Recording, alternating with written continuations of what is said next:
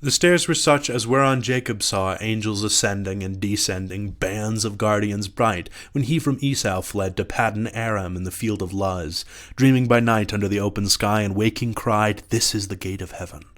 Each stair mysteriously was meant, nor stood there always, but drawn up to heaven sometimes, viewless, and underneath a bright sea float of jasper or of liquid pearl, whereon who after came from earth sailing arrived, wafted by angels, or flew o'er the lake, wrapped in a chariot drawn by fiery steeds. The stairs were then let down, whether to dare the fiend by easy ascent, or aggravate his sad exclusion from the doors of bliss, direct against which opened from beneath, just o'er the blissful seat of paradise, a passage down to the earth, a passage wide, wider by far than that of after times, over Mount Sion, and though that were large, over the promised land, to God so dear, by which to visit oft those happy tribes. On high behests his angels to and fro passed frequent, and his eye with choice regard from Peneus to the font of Jordan's flood to Beersaba, where the Holy Land borders on Egypt and the Arabian shore. So wide the opening seemed, where bounds were set to darkness, such as bound the ocean wave.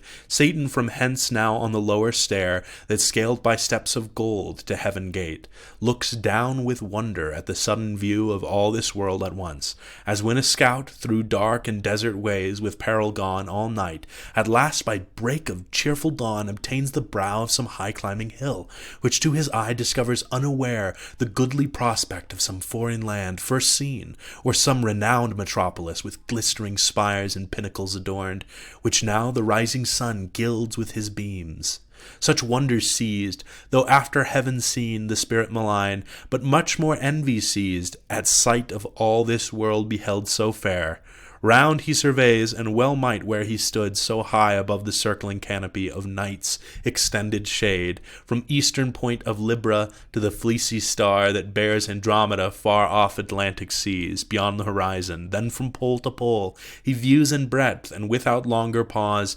downright into the world's first region throws his flight precipitant,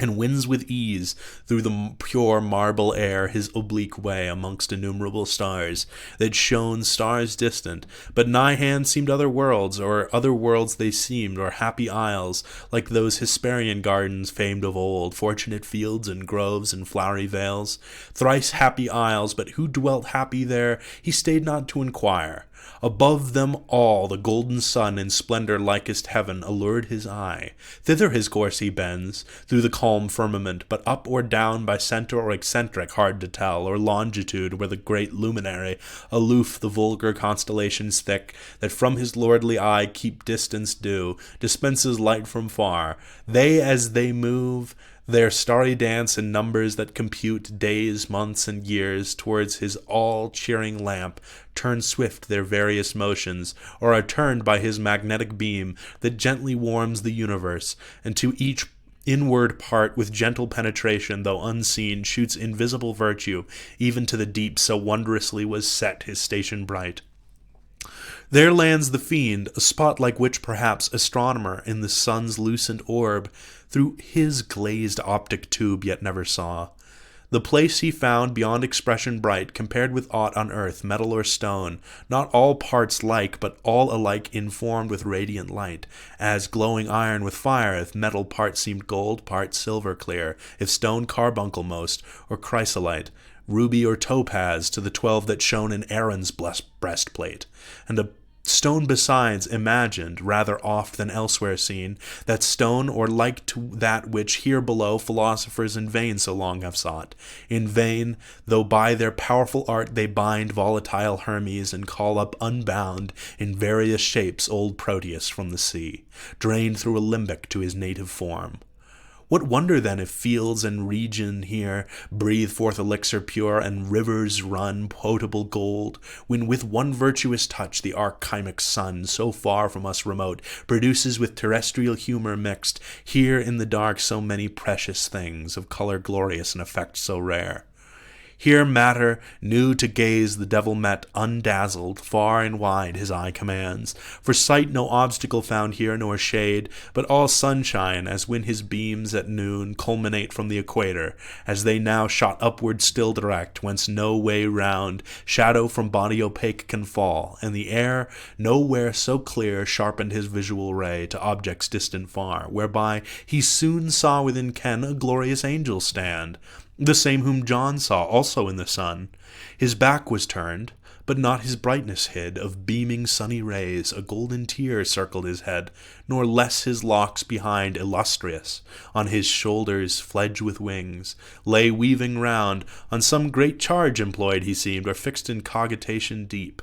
Glad was the spirit impure, as now in hope to find who might direct his wandering flight to paradise, the happy seat of man, his journey's end and our beginning woe. But first he cast to change his proper shape, which else might work him danger or delay, and now a stripling cherub he appears, not of the prime, yet such as in his face youth smiled celestial, and to every limb suitable grace diffused. So well he feigned, under a coronet his flowing hair in curls on either cheek played.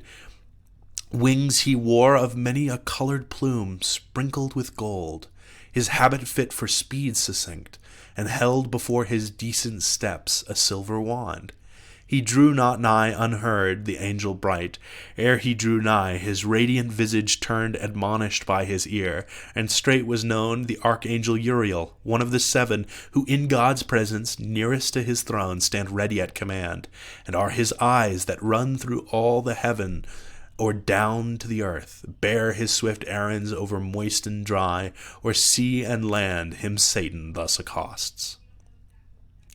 Uriel, for thou of those 7 spirits that stand in sight of God's high throne, gloriously bright, the first art wont his great authentic will, interpreter through highest heaven to bring, where all his sons thy embassy attend.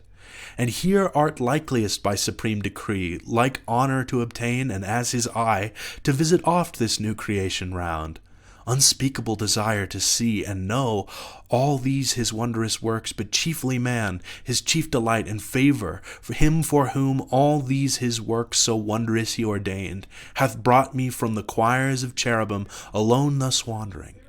Brightest seraph, tell in which of all these shining orbs hath man his fixed seat, or fixed seat hath none, but all these shining orbs his choice to dwell, that I may find him, and with secret gaze or open admiration him behold, on whom the great Creator hath bestowed worlds, and on whom hath all these graces powered, that both in him and all things, as is meet, the universal Maker we may praise, who justly hath driven out his rebel foes to deepest hell, and to repair that loss created this new happy race of man, to serve him better, wise are all his ways.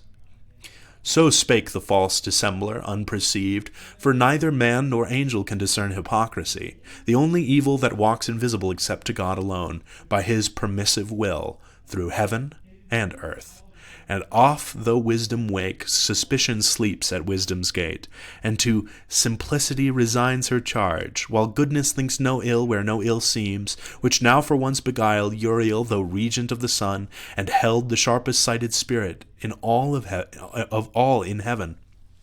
who to the fraudulent impostor foul in his uprightness answer thus returned.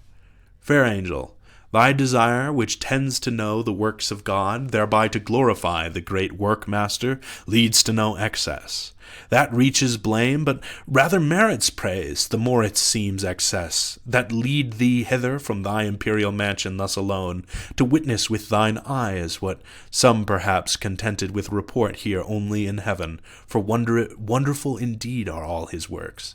Pleasant to know, and worthiest to be all, had in remembrance always with delight. But what created mind can comprehend their number, or the wisdom infinite that brought them forth, but hid their causes deep? I saw, when at his word the formless mass, this world's material mold, came to a heap, Confusion heard his voice, and wild uproar stood